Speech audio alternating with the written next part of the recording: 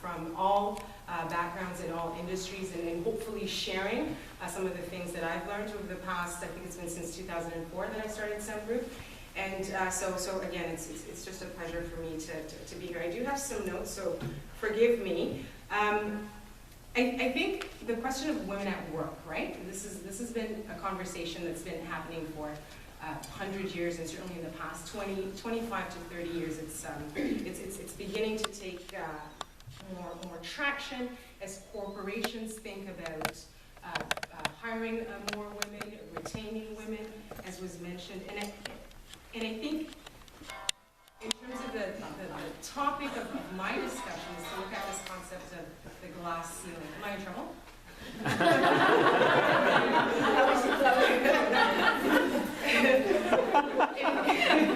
and basically to look at this concept of the glass ceiling and breaking through the glass ceiling. And in my opinion, there's institutional forces that have created this glass ceiling, but it's not just that. It's not just institutional barriers that inhibit us or prohibit us as women. I think oftentimes we act as the biggest saboteur, if you will, of our own career goals and aspirations. And look, and then there's reasons that are individual to each woman. And for me, part of what I want to talk about is twofold. What are those things that put women at risk for leaving an organization, but more importantly, those factors that stop us from advancing, right? And then as well, looking at some strategies or themes of really highly successful women and some of the things that they do that hopefully we can all sort of manifest in our daily life. In my experience, I think that as women, we oftentimes lack a clarity of values in our goals. And look, I've asked myself this question time and time again. I'm not sure what I want. What do I want? I'd really like to be doing this, but I don't know if I can. So sort of this self-doubting thing. And I think, as I think about you folks in what I understand is a male-dominated environment, right? It's one of those questions of, I fell into this position, into this career, and I'm not really sure that this is where I need to be, or my skills and talents aren't being used effectively. I also think that as women, there is, and probably my biggest setback is a reluctance to ask for what I want, what we want. I did work in retail many, many years ago, and I worked for Guess, and was through university, working hard, and eventually moved up to full-time, and I was so frustrated because I would look at the management and say, I know I can do this. I know I can do better than what they're doing, and I would just come home and be so frustrated, and eventually, my husband pretty much told me, Denise, shut up. Like, either do something about it. What is it that you want? And I said, well, I enjoy the job, but it's just so frustrating. I'm exasperated. And he said, well, have you told anyone? Have you told, your district manager? And it was like, well, of course I haven't said that I think I can do this job better than, And sure enough, I had that conversation with the district manager. Within 2 weeks, I was promoted. I was given my own store. And after 3 years, I was district manager. So asking for what you want, you've got to ask, right? This is the key thing. I think one of the things as women as well, once we're clear about ourselves and what motivates us, for better or for worse, right? Because we all know our own triggers, then we can start to learn from women who've had successful and fulfilling lives. Which brings me to my second point this evening, the thing of what are some strategies, or what are some of the things that I've observed. While the hope is that the working world is gender blind, right? There's clear challenges that we face. However, there are plenty of successful, effective women that have killed it in the business world. Like, look, the CEO of Yahoo, right? In our Canadian context, the CEO of Magna Corporation, Belinda Stronach.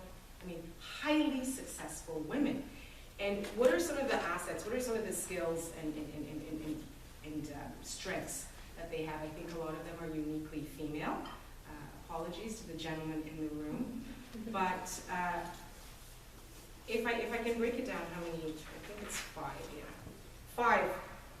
five pieces of advice I would have. Number 1, have confidence. Right? No matter what your trajectory is, no matter what field you're in, having confidence in yourself and in your goals is hands down the top quality you need for success. Part of having confidence also means perseverance. And I had to write this down because it was just so powerful. It requires an unwavering self-belief about yourself, your product, your mission. Being able to keep going despite the challenges and the battles and the day-to-day. You didn't have a good day on the floor or whatever the case may be. So having that confidence. I also think that successful women set goals. Long-term, short-term, daily goals, whatever it is, you have to know what you want to achieve, why you want to achieve it, and how you're going to make your goals reality. And I think part of this means you have to have a written plan of action, whatever that looks like for you. A goal is really just a dream without a written plan, right? So successful women, I think, know what they want to achieve each day, each week, each month, each year, and even 5 years from now. We were talking about this earlier, I think, emotions. This is a huge one, right? For me, monitoring emotions, and I think typically guys struggle with being vulnerable and emotive, and for women, in fact, in some ways, it's the exact opposite. This can be problematic, right, in the workplace. And I think the thing is not to take business challenges personally. Business is business, right? That's it. To remain objective, in control, and look, there's been times it's the worst day possible, and a good cry is good. You know? Just like, this feels for it. You know, but at the end of the day, business is business, so don't take things personally. And finally, well, actually, no, the fourth and close to last one. Successful women, I think, know when to rest, relax, and rejuvenate. Ladies, a bag of chips and soda is not a power lunch. So eat well, rest.